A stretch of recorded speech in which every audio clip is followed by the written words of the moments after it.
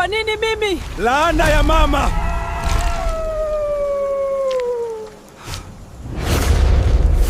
Mwanangu, ukienda mjini usinisahau. Heshimu watu na umkumbuke Mungu.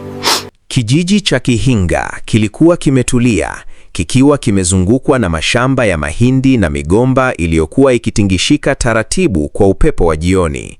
Lakini nyuma ya utulivu huo, kulikuwa na hadithi ambayo wazee walikuwa wakiihofia kuisimulia hadharani. Hadithi ya laana ya mama. Kulikuwa na kijana mmoja aliyeitwa Baraka. Alikuwa na nguvu, akili na ndoto kubwa za kuondoka kijijini na kutafuta maisha bora mjini. Mama yake, Mama Neema, alikuwa mwanamke mnyenyekevu lakini mwenye hekima kubwa. Alimlea Baraka peke yake tangu baba yake alipofariki. Mwanangu, ukienda mjini usinisahau. Heshimu watu na umkumbuke Mungu. Maisha yako ya kijijini sio maisha yangu. Nataka mafanikio. Usivunje moyo wa mama mwanangu. Machozi yake yanaweza kuwa laana.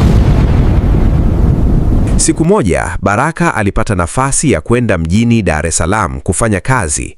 Alifurahi sana, lakini mama yake alimwambia kwa upole, Mwanangu, ukienda mjini usinisahau. Heshimu watu na umkumbuke Mungu. Mama, maisha yako ya kijijini sio maisha yangu. Nataka mafanikio. Lakini Baraka, akiwa na kiburi cha ujana, alimjibu kwa dharau, Mama, wewe hujui maisha ya sasa.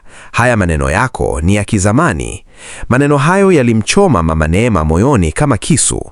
Hakusema mengi, ila alimwangalia mwanaye kwa huzuni kubwa na kusema kwa sauti ya chini, Sawa mwanangu, lakini kumbuka, moyo wa mama ukivunjika, machozi yake yanaweza kuwa laana.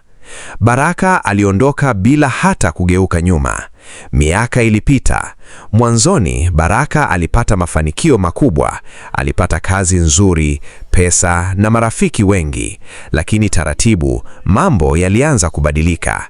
Kazi ilipotea ghafla, biashara aliyoanzisha ilianguka, marafiki walimkimbia. Kila alichokifanya kiligeuka kuwa hasara. Usiku alianza kuota ndoto za ajabu. Kwa nini uliniacha mwanangu?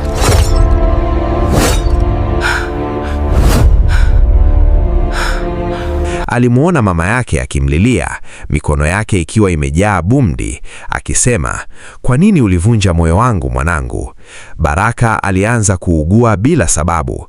Madaktari hawakuona ugonjwa wowote, lakini hali yake ilizidi kuwa mbaya kila siku. Hatimaye alikumbuka maneno ya mama yake. Kwa hofu na majuto, alirudi kijijini Kihinga. Alipofika, alikuta nyumba yao ikiwa kimya.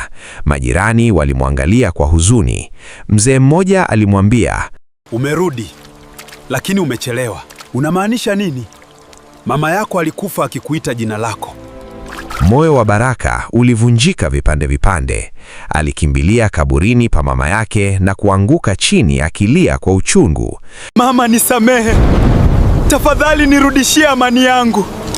Baraka. Majani yakaanza kusikika kwa sauti ya ajabu. Baraka alihisi baridi kali ikimpita mgongoni. Kwa mbali alisikia sauti nyororo lakini yenye huzuni. Samahani ipo, lakini maumivu hayafutiki kirahisi. Sikuwahi kukulaani mwanangu. Ulichelewa kurudi nyumbani. Kuanzia siku hiyo, maisha ya Baraka hayakurudi kuwa kama zamani. Aliendelea kuishi, lakini kila alichokipata kilikuwa na mateso ndani yake. Alijifunza kwa njia ngumu kuwa upendo wa mama ni baraka na kuuvunja ni kufungua mlango wa laana. Na hadi leo wazee wa Kihinga huwasimulia vijana hadithi ya Baraka, wakisema, usimlilie mama yako akiwa kaburini, mthamini akiwa hai.